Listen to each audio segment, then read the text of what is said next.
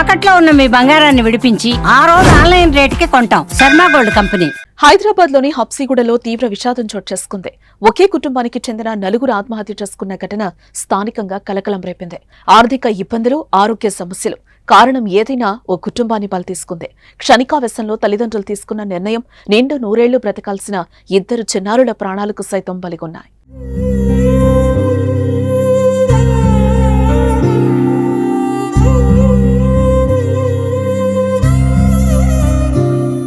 హైదరాబాద్ హబ్సిగూడ రవీంద్రనగర్లో నివాసం ఉంటున్న కె చంద్రశేఖర్ రెడ్డి కుటుంబంతో సహా బలవన్మరణానికి పాల్పడ్డారు.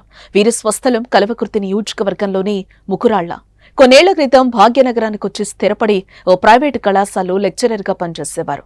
ఇటీవల ఆ ఉద్యోగం కూడా మానేశారు చంద్రశేఖర్.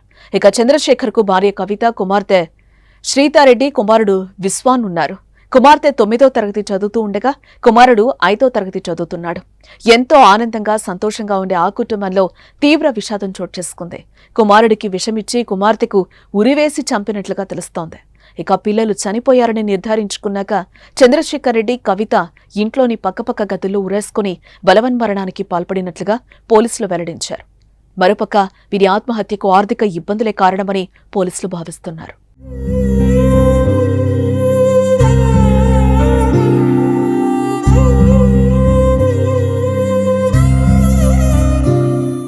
మరోపక్క ఇంటిల్లిపాది మూకుమ్మడిగా మరణించటంతో బంధువులు, కుటుంబ సభ్యులు గుండెలవిసేలా రోధించారు. కాపురంలో ఎలాంటి కలతలు లేవని, అన్యోన్యంగా ఉండేవారని, ఇంతలోనే ఇలా ఆత్మహత్య చేసుకోవడంపై మృతురాలి తండ్రి ఆవేదన వ్యక్తం చేశారు. పగోడికైనా ఇలాంటి కష్టం రావద్దని కంటతడి పెట్టారు. 4 మృతదేహాలను పోస్టుమార్టం నిమిత్తం పోలీసులు గాంధీ ఆసుపత్రికి తరలించారు. ఆర్థిక కారణాల వల్లే చనిపోయినట్లుగా తెలుస్తున్న, ఆరోగ్య సమస్యల వల్లే ఆత్మహత్య చేసుకుంటున్నామని, అందరూ క్షమించాలని రాసిన ఓ సూసైడ్ నోట్ వెలుగులోకొచ్చింది. కానీ పోలీసులు ఇంకా ఆ లేఖపై అధికారికంగా వెల్లడించలేదు.